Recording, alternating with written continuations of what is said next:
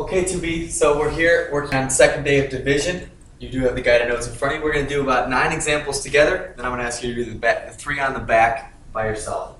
Okay, so the division property is very similar to the multiplication property in the sense that if we have the same root, we can combine them underneath one root, or we can split it up into both cube roots. So what that means here is we have the cube root of 81 thirds.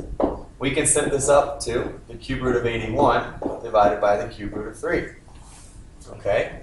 Or we could simplify inside the cube root and make it a little easier and then simplify. So let's simplify inside the cube root. 81 divided by 3 gives me 27. So we have the cube root of 27, and the cube root of 27 is 3. So that's our final answer. So we can simplify on the cube root.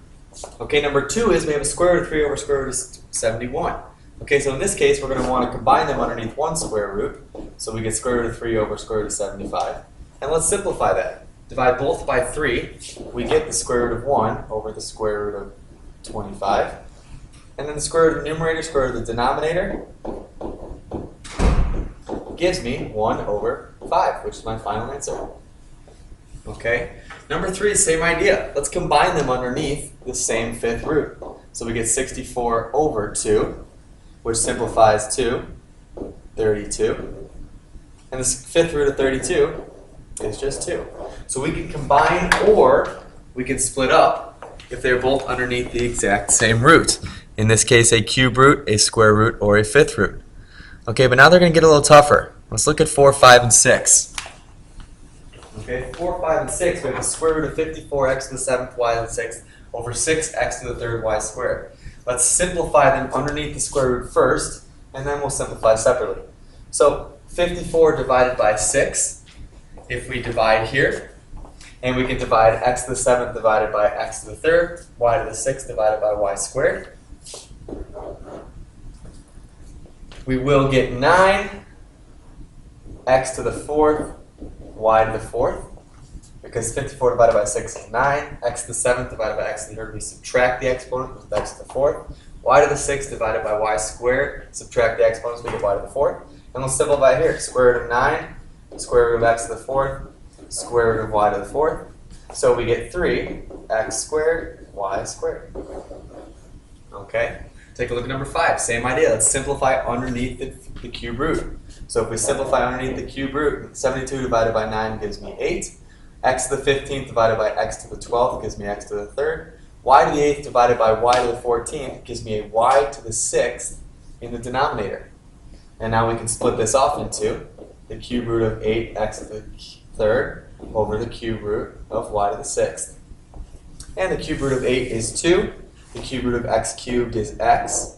And the cube root of y to the 6th, how many times does 3 go into 2? Well, it goes in twice, so here's my final answer. Okay, number 6. So if you notice, we have the square root of 2a to the a squared b to the 5th over square root of 3a to the 7th b to the 3rd. Now we can combine them like this. They're both square roots, so I can rewrite it like this. 2a squared b to the 5th all over 3a to the 7th b to the 3rd. And then simplify. Okay, so the 2 and the 3 don't simplify, but a squared over a to the 7th is going to give us a to the 5th in the denominator. B to the 5th divided by b to the 3rd is going to give us a b squared in the numerator.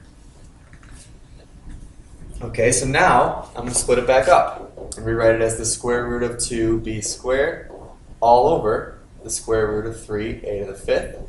And this is just like yesterday's lesson, where we have to simplify first and then multiply by a form of 1. Okay, so I have 2b squared. If I wanted to simplify that,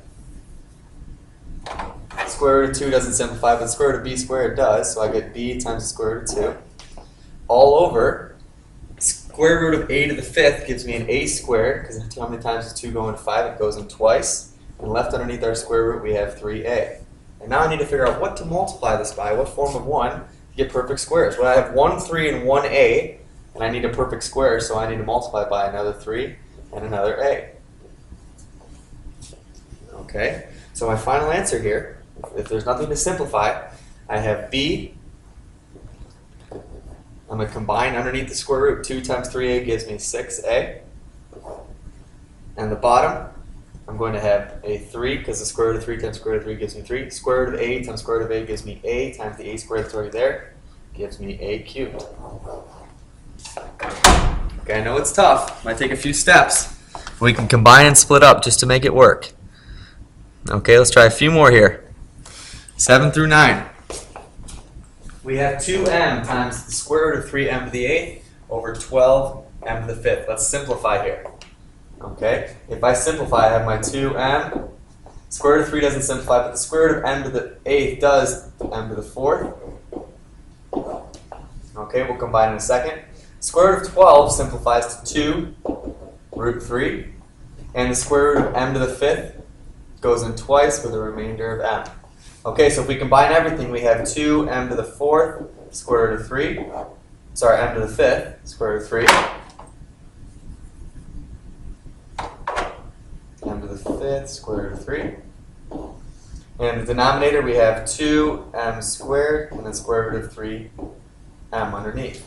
So we have 3 and an m. We need to multiply by square root of 3m all over square root of 3m. So we get 2 perfect squares in the denominator.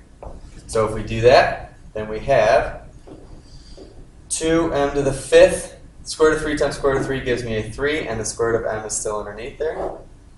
And then we have 2m squared times square root of 3 times square root of 3 gives me 3. Square root of m times square root of m gives me m. So my final answer, unless I have some more simplifying to do, I do in this case, because I can, let's combine them first. So we get 6m to the 5th square root of m all over 2m to the 3rd.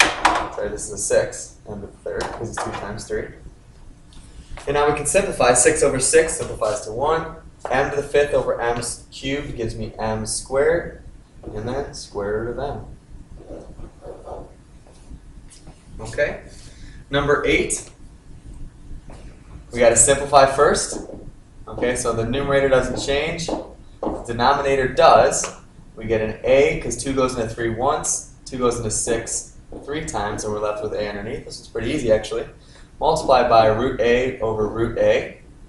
So we get 3ab squared times root a all over ab cubed times another a, which gives me a squared b cubed. Now we got to simplify a few things. A over a gives me 1 over a. B squared over b cubed gives me 1 over b. So I have 3 times the square root of a all over 1a and 1b. Okay.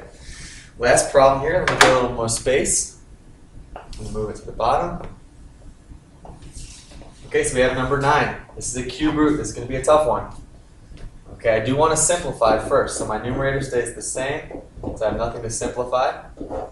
But I'm going to, can't take the cube root of 4, can't take the cube root of r squared, but we can take, how many times does 3 fit into 5? It fits in once. So we have left, underneath our cube root is a 4, an r squared, and a k squared. Okay? And now I need perfect cubes underneath. If you want to think about this 4 as a 2 squared, you can. That means we only need one more 2. So I'm going to multiply by a 2. I need an r cubed, so I'm one more r. And I need a k cubed, so I need one more k. Okay, in the numerator, we have 4 r to the 5th, k cubed, times the cube root of 2rk. In the denominator, we have 2 cubed times 2, which cube root of that is just 2. We have an r, because we have the cube root of r cubed. And we have the cube root of k cubed, but we already have a k there, so we get k squared. Okay? Simplify out. R to the 5th divided by r gives me r to the 4th. K cubed divided by k squared gives me k. And then 4 over 2 gives me 2. So I have 2 r to the 4th k times the cube root of 2rk. I know these are tough, but please flip the page over. Try your 3 examples there. Do the best you can with the notes we just worked on. And then go check your answer with the substitute teacher. Thank you guys and have a good weekend.